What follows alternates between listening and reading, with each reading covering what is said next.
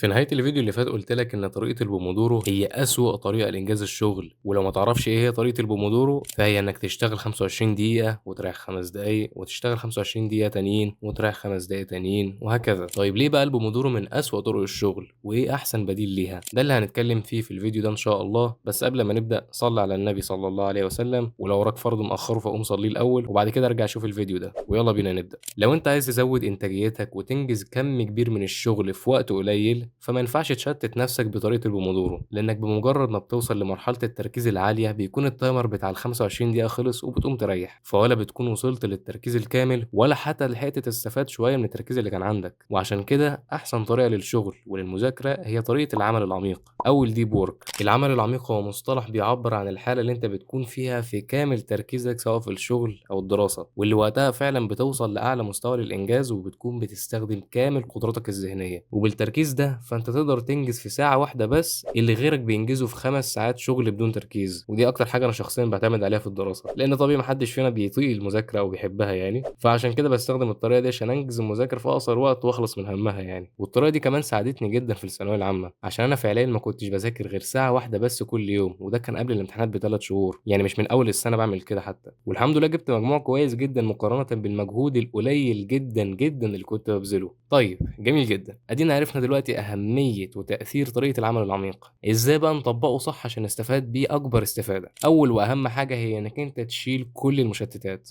يعني اقعد في اهدى مكان تقدر عليه، ولو تقدر تلبس سماعه تعزل الصوت هيكون احسن كمان، وممكن برضه تقفل اشعارات التليفون او ممكن تبعده اصلا عموما لو انت مش محتاجه في الشغل او المذاكره يعني. وحاجه برضه مهمه جدا لازم تعملها هي انك انت تعرف اهلك او الناس اللي قاعدين معاك انك انت هتقعد تذاكر او هتشتغل، ولو هم محتاجين منك حاجة فيقولوا لك دلوقتي عشان تخلصها قبل ما تروح تبدأ مذاكرة أو الشغل، عشان أنت مش عايز أي حاجة تشتتك ولا تفصلك عن مود الشغل. وفعلا أنت أقل تشتيت ممكن يبوظ لك العمل العميق اللي أنت داخل تعمله، فحاول على قد ما تقدر إنك أنت تقتل أي مصدر من مصادر التشتيت، لأنك لو ما عملتش كده فأنت مش هتوصل لقمة تركيزك ومش هتوصل لقمة إنتاجيتك، لأنك أنت ممكن تحتاج ربع ساعة أو أكتر من غير أي تشتيت عشان توصل فعلا لقمة تركيزك. فأنت لو كل شوية في حد بيخبط أو يخش يكلمك أو حد يبعت لك رسالة فأنت تخش ترد، فوقتها أنت مستحيل توصل لقمة تركيزك. تمام، دي أول حاجة وأهم حاجة، وهي إنك أنت تشيل أي تشتيت وتخلص أي حاجة وراك قبل ما تبدأ الشغل عشان ما تتشتتش في نص الشغل وتقوم تعمل الحاجات دي. تاني حاجة بقى هي تحديد الشغل اللي أنت محتاج تعمله بالظبط وتحديد الوقت. بما إن طريقة العمل العميق هتحتاج منك كذا محاولة عشان تتقنها، فجرب في الأول تخليها ساعة واحدة بس من العمل العميق، ممكن تخليها مرة أو مرتين في اليوم لو أنت حابب يعني، وبعد ما تتقنها مع الوقت ابدأ زود فترة العمل العميق لحد ما توصل ل4 ساعات من الشغل العميق، بس دلوقتي يعني ابدأ بساعة واحدة بس. تمام، دي كده مدة الجلسة. هتحدد بعدها هتنجز ايه بالظبط خلال الجلسة دي، ولازم تعمل كده قبل ما تبدأ. مثلا هتحدد انك هتذاكر ال3 دروس دول او هتقعد تخلص تصميمين او 3 ايا كان الشغل اللي وراك يعني، وبعد ما تحدد انت عايز تنجز ايه بالظبط هتبدأ ترتب الشغل اللي هتعمله، يعني هتبدأ بالحاجة دي الاول بعد كده تخش على الحاجة دي بعد كده دي وهكذا. وركز بقى على الملحوظة دي، لما ترتب الشغل اللي هتعمله خلي الصعب هو الاول عشان في اول الجلسة هتكون في قمة نشاطك وتركيزك، على عكس اخر الجلسة. يعني مثلا لو انت وراك حاجتين، اول حاجة هي المونتاج وتاني حاجة هي تصميم صورة الفيديو، مين أصعب ومحتاج تركيز أكتر؟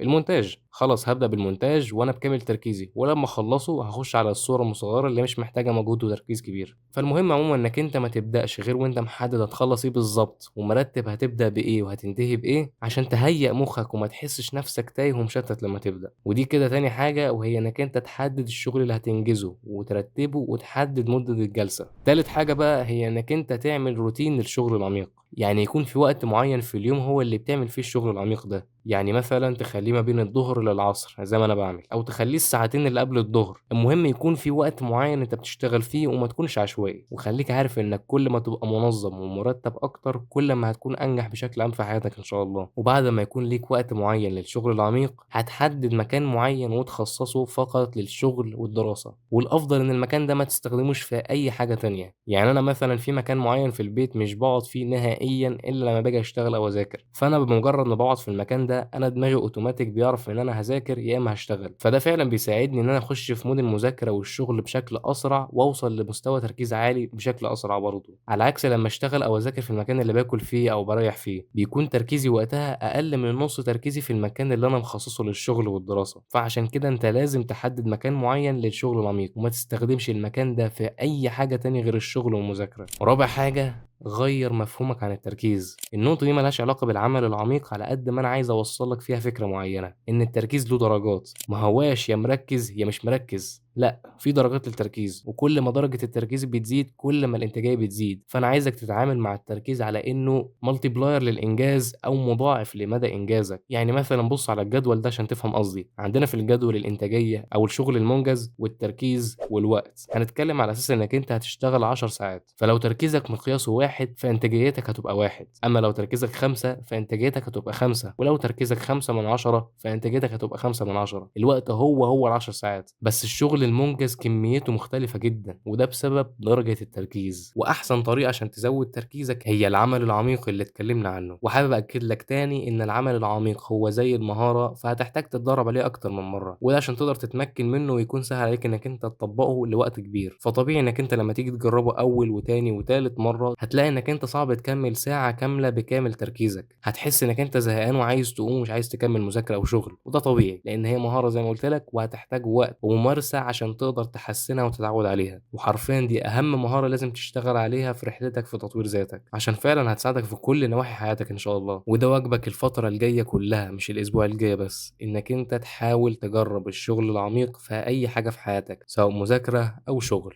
وبس كده، السلام عليكم.